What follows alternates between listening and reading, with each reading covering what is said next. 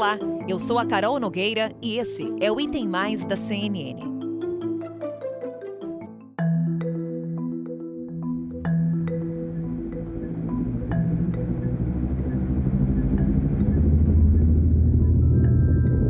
Você já imaginou entrar num carro voador? Parece coisa da imaginação, né? Desenho animado, ficção científica, mas isso já é realidade. A gigante brasileira da aviação, a Embraer, apresentou pela primeira vez um novo carro voador elétrico. É isso mesmo que vocês estão ouvindo aí. O protótipo é um eVTOL, uma sigla para veículo elétrico de decolagem e pouso vertical, projetado pela empresa. Apesar de ser chamado de carro voador, o veículo parece mais com um drone de grandes proporções feito para o transporte de passageiros. Aposta de mobilidade para um futuro próximo, as eVTOLs estão na mira não só da companhia brasileira, mas de outras grandes empresas do setor. Uma alternativa para deslocamentos dentro de grandes cidades. Recentemente, a Boeing anunciou um investimento de quase $500 bilhão numa empresa que projeta carros voadores. A Embraer, por meio da IVE, que é a subsidiária que cuida de inovação e que está produzindo esses veículos, esses carros voadores, tem 735 eVTOLs já encomendados e tem também aéreas comprando esses veículos. A Gol comprou, só que comprou lá de fora, comprou de uma empresa britânica, a Vertical, e a Azul comprou da Lilium, que é uma empresa da Alemanha. A IVE, que é esse braço da Embraer, só perde em termos de encomenda para essa inglesa Vertical. A inglesa e a concorrente alemã Volocopter são as mais adiantadas e planejam abrir o mercado ainda em 2024. Isso mesmo, daqui 2 anos.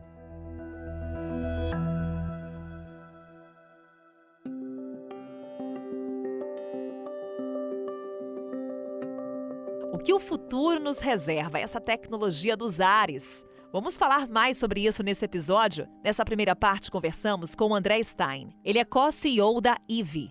André Stein, mais uma vez, muito obrigada por conversar conosco, por dispor aí de um tempo na sua agenda. O prazer é todo meu, é sempre um prazer ter a oportunidade de falar um pouco sobre como nós vemos o futuro e o que a gente está fazendo para chegar nesse futuro. E a gente já pensa, o futuro está logo ali, né, André? Quando a gente começa a acompanhar os estudos avançando, as tecnologias avançando. André, para início de conversa, o que são eVTOLs? O eVTOL é a sigla em inglês para Electrical Vertical Takeoff and Land, ou seja, veículos elétricos de pouso e decolagem vertical. Tá? O que significa? O que são esses veículos, na verdade? É um helicóptero elétrico? Não, eles são muito mais do que isso. O que a eletrificação traz para a gente é a oportunidade de repensar os veículos do zero. Se você pensar na aviação hoje, né, num jato comercial, eles têm mais ou menos a mesma cara há muito tempo, é um tubo e uma asa. Muita tecnologia evoluiu, mas eles têm mais ou menos o mesmo aspecto. Com a eletrificação, o motor elétrico ele é muito menor, ele é mais leve, ele é mais simples. Então, te dá uma liberdade de projeto muito maior e você consegue chegar em soluções muito mais eficientes, além de não ter emissão por ser elétrico. Então, o eVTOL, ele está de volta aos primórdios da aviação nesse sentido. Essa liberdade, muitas configurações diferentes aparecendo no mercado. O que nós estamos desenvolvendo é um tipo de configuração que ela tem 8 rotores para decolagem, tirando proveito dessa simplicidade, dessa leveza dos motores elétricos. Então, você decola com esses 8 rotores, tá? E tem uma redundância tremenda. E a partir do momento que você começa a voar para frente, você, na verdade, desliga esses motores, você tem 2 outros motores que empurram o avião para frente e ele passa a ser um avião. Ele voa com as asas, que é uma maneira muito mais eficiente de voar, 6, 7 vezes mais eficiente do que voar usando os rotores de decolagem. Tá? E isso te permite também não ter ruído, ter essa eficiência energética muito grande e se reflete numa eficiência de custo para o usuário também. Então, é uma revolução na aviação, na verdade. Podemos dizer que é um passo adiante na tecnologia de voo? Absolutamente sim. É um momento único da aviação, né? Tem sido visto como uma revolução mesmo, que acontece uma vez a cada geração, talvez. E é um começo. Essa eletrificação da mobilidade está acontecendo, não só na aviação, você vê isso no transporte terrestre também, mas aqui na aviação ela está trazendo toda essa revolução de oferecer uma nova fronteira para o setor, na verdade, porque a gente não está substituindo o setor existente. A gente realmente está trazendo uma nova fronteira para o setor aeroespacial. Stein, você já enumerou inúmeras vantagens com relação às eVTOLs. Mas quais são as finalidades do carro voador, esses carros elétricos voadores? A gente já viu em muitas obras de ficção científica, de desenhos animados, eles aparecendo. O que a gente viu nessas obras literárias, essas obras científicas, imaginárias e que na prática são realidade? Olha, muita coisa mudou. O mundo daquele desenho é diferente. Quando a gente pensava ali, número 1, as pessoas tinham o próprio carro voador, eu vou usar as aspas aqui, porque não é realmente um carro, né? Mas era um mundo diferente. Era o marido ia levar a mulher para fazer as compras e ele que trabalhava só, que tinha o seu próprio carro. A gente vive num mundo muito diferente em todos os aspectos. E o que a gente está trazendo, o que a gente vê essa possibilidade, é de trazer mais uma opção para a mobilidade urbana. Vai ser exatamente que nem nos filmes? Não necessariamente. Não vai substituir o transporte terrestre. Não é esse o conceito. É trazer mais uma opção.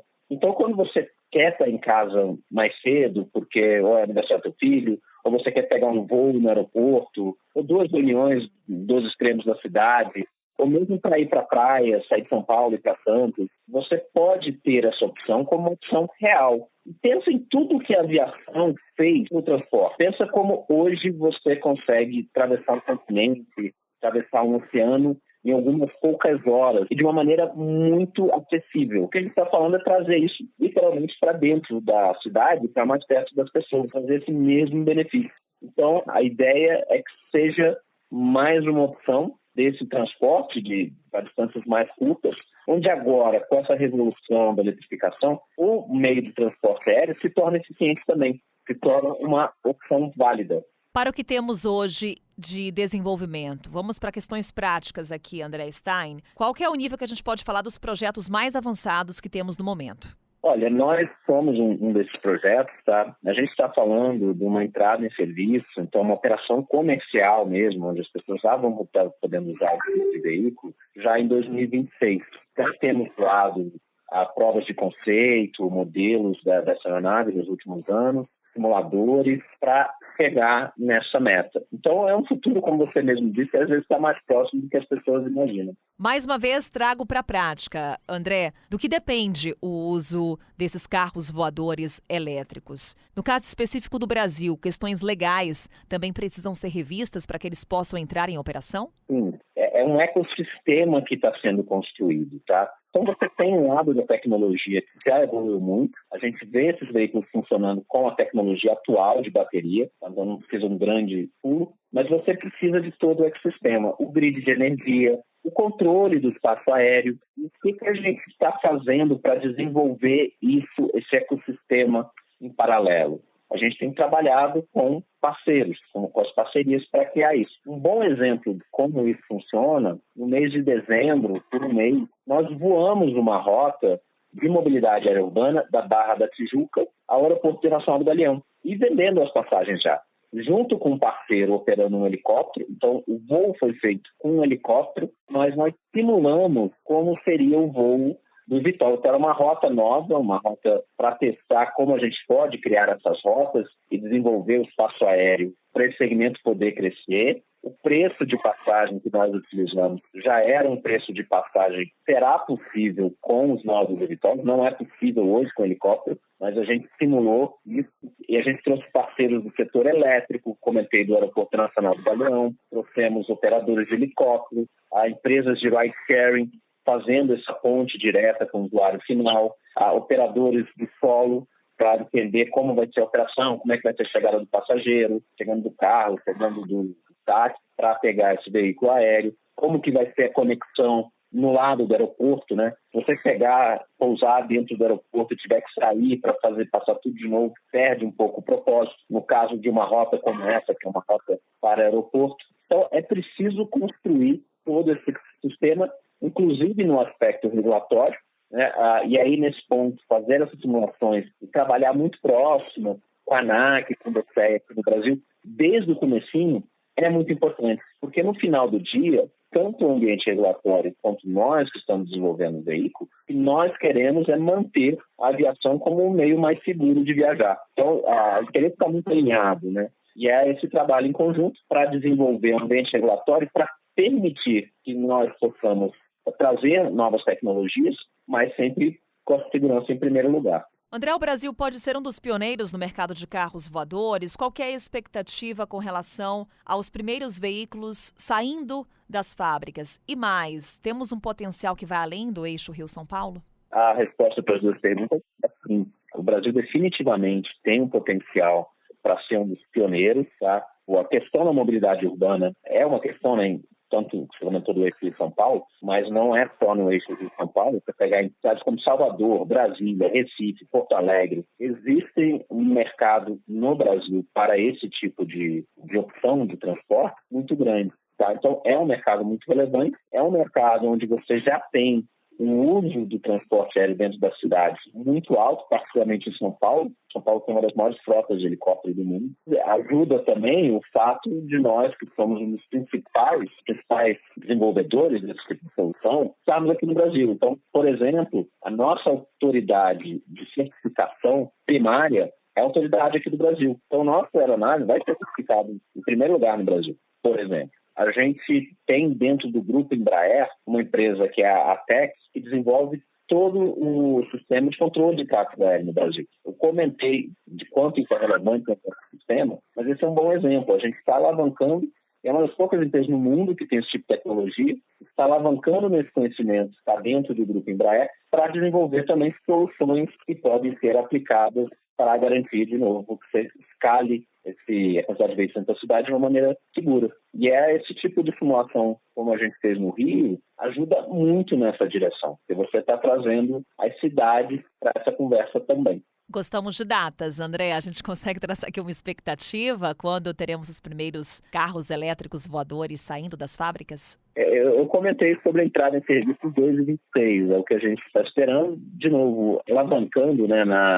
todo o conhecimento, em todos os programas que o Grupo Embraer já desenvolveu no passado, para chegar lá. Tá? Então, a gente espera isso já uma operação comercial em 2026. Maravilha, André. Estaremos aguardando ansiosamente. Mais uma vez, obrigada por essa conversa. Um grande abraço. Até uma próxima oportunidade. Sucesso. Muito obrigado e muito feliz pelo convite. No Brasil, terminou em janeiro, no Rio, o primeiro grande teste sobre como uma cidade comportaria esse tipo de serviço.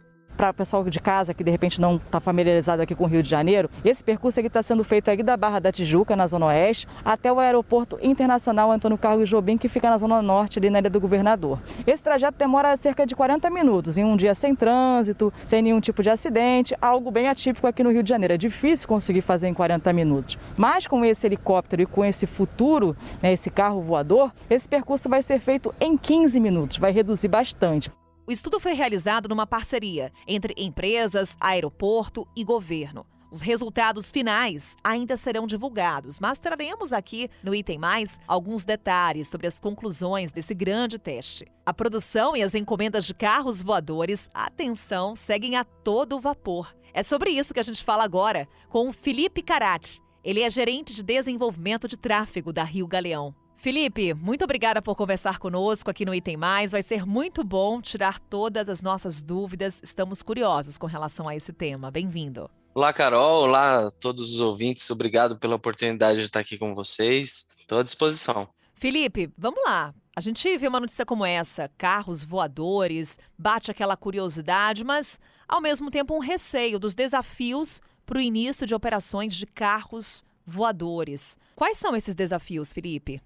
Acho que mexe com o nosso emocional, né, da infância, essa agenda de veículos leves voadores, né? Os desafios, como deve-se imaginar, são diversos, né? No desenvolvimento desse tipo de mobilidade aérea, a gente tem desde desafios da aeronave, né, que são os mais óbvios que se pode pensar, né? Onde que essa aeronave vai pousar, como, de que tamanho ela vai ser, qual a velocidade, qual que é o alcance e toda a sorte de perguntas a respeito de qual vai ser o projeto definitivo, né? Do lado do aeroporto, a gente tem uma série de desafios em relação à infraestrutura, porque hoje os aeroportos são preparados para operações de aeronaves, né, de asa fixa, que usa uma pista grande, e esse novo modal, ele decola na vertical, né, ele é equivalente a um helicóptero. Então, do lado do aeroporto, como a infraestrutura se adapta adaptaria no futuro, né, por diversas razões, né? A gente sabe que os helicópteros pousam em cima de prédios, tem uma flexibilidade maior,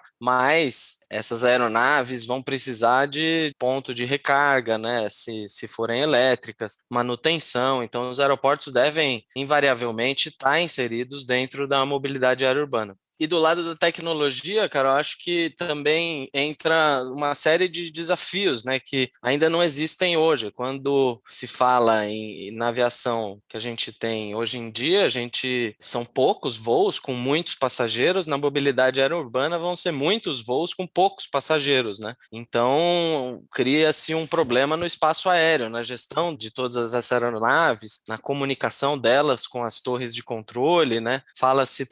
Estuda-se também que parte dessas aeronaves vão ser autônomas, então é preciso que essas aeronaves comuniquem-se entre si. Acho que os principais desafios são nessas 3 dimensões, né? A tecnologia, tanto das aeronaves quanto de telecomunicações e de infraestrutura e de espaço aéreo do aeroporto. São inúmeros os desafios, Felipe. Você enumerou aqui alguns pra gente. E aí, minha pergunta, quão distante está esse futuro de termos no nosso dia a dia esses carros voadores? A gente consegue estimar, inclusive, um período para isso? É possível, né? Hoje trabalha-se com um horizonte aí de nos próximos 10 anos a gente começar a ver as primeiras entregas dessas aeronaves certificadas. Hoje todos os projetos estão sob certificação, né? Alguns em etapas mais embrionárias de desenho conceitual, outros já em etapas mais práticas de testar protótipos voando, né? Num horizonte aí dos próximos 10 anos, é provável que a gente veja as primeiras aeronaves sendo passadas para serviços normais, né, saindo da fase de teste, entrando numa fase de produção, mas o horizonte para a gente ver o céu povoado de carros voadores deveria estar entre 20 a 30 anos mais para frente. E como é que o Brasil se insere nesse cenário, Felipe? A gente já tem uma discussão com relação a esse tema. Para instalar uma tecnologia como essa no nosso país, os desafios, por exemplo, seriam ainda maiores? Não acho que sejam maiores, são iguais de desafiador. Nosso país ele tem uma extensão geográfica muito grande, né? E por isso que a aviação é tão importante no deslocamento que existe no Brasil. E também a gente tem centros urbanos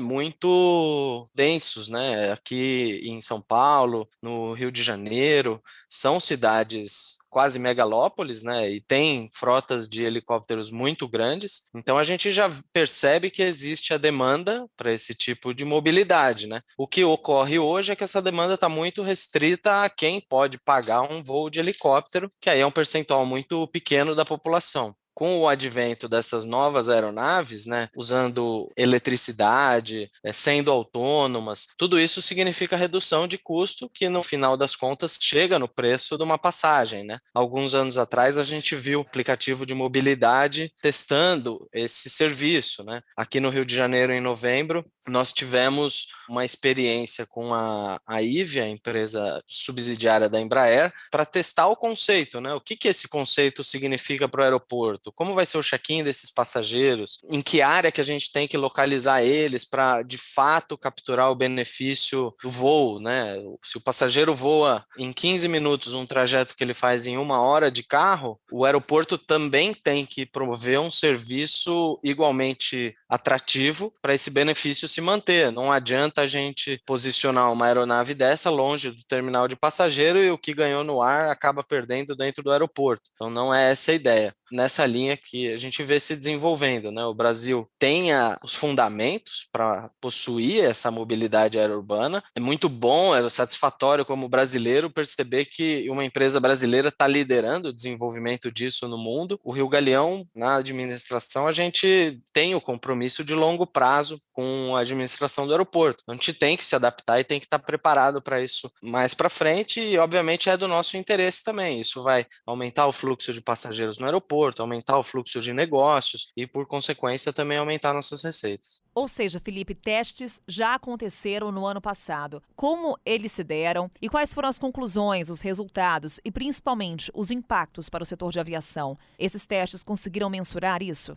Sim, o que aconteceu no Rio em novembro, ao longo de quase todo o mês, do dia 7 de novembro ao dia 6 de dezembro, nós, em parceria com diversos players e capitaneados pela IVE, né, a empresa que produzirá os veículos, simulamos como seria essa experiência de mobilidade aérea urbana dentro do Rio de Janeiro. Então, uma das áreas com maior volume de passageiros do Rio Galeão é a Barra da Tijuca, e na Barra da Tijuca existe um centro comercial que é um dos maiores da cidade, que possui um heliponto. Então, parte do ecossistema já estava totalmente instalada, né? Você já possuía um centro empresarial com a sua demanda, você já possuía um aeroporto com o porte do Rio Galeão, com a capacidade de receber essas operações. A nossa equipe adaptou muito da operação que a gente tinha para poder prover esse serviço rápido, né? Então, operamos em uma posição especial, abrimos um canal de raio-x para os passageiros entrassem no terminal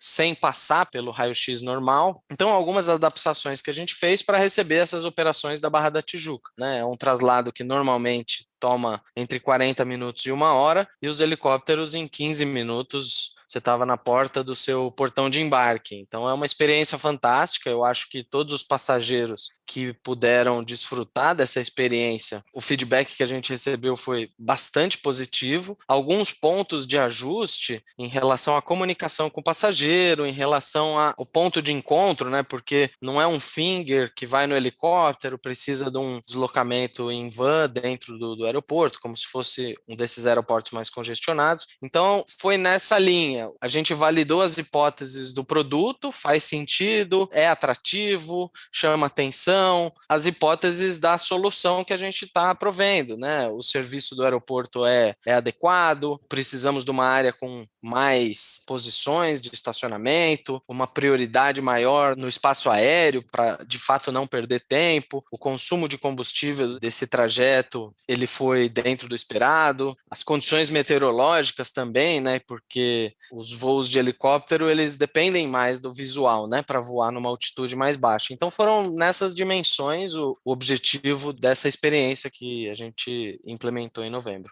Num curto prazo, Felipe, outros testes estão previstos? Sim, depois de realizado um teste mais prático, né, indo na rua, vendendo o serviço, nós estamos numa fase de internalizar todos esses conhecimentos, né, trocar conhecimentos tanto com a IVE, quanto com a EDP, que é uma empresa de energia, tanto com a Flapper, que foi o aplicativo de mobilidade que fez a comercialização. Então, nesse momento a gente está nessas trocas, avaliando o que mais precisamos testar. Então, novos testes devem ocorrer nos próximos meses, seja como um grupo todo ou seja com algumas partes individuais, para que a gente possa ter certeza dos investimentos que serão necessários, né? Os investimentos precisam ser muito bem planejados e esses testes ajudam a gente a validar essas hipóteses para fazer o investimento que é necessário. Ou seja, Felipe, vamos voltar a conversar com certeza para falar mais sobre esses testes, sobre o nosso futuro, sobre o que a tecnologia nos reserva. Mais uma vez, obrigada por essa conversa e um grande abraço e sucesso aí no trabalho. Assim espero. Carol, muito obrigado. Obrigado a todos que nos escutam. O futuro tá logo ali. Carros voadores chegando, a gente vai atualizando e trazendo todo esse contexto tecnológico para você que está conosco aqui no Item Mais. Amanhã a gente volta a se encontrar. Até lá! Com a minha apresentação, Carol Nogueira, este podcast foi produzido pela Maremoto para a CNN Brasil. Roteiro e pesquisa, Lucas Scherer. Pauta e produção, Danilo Santana. Edição e sonorização, Tamires Pistorese. Coordenação geral, Paula Weinberg e Felipe Gomes. Coordenação de produto, Verônica Schneider. Coordenação editorial, Diego Toledo. Você também pode ouvir o Item Mais no site da CNN Brasil e aproveite para conhecer os nossos outros programas em áudio. Acesse cnnbrasil.com.br/podcasts.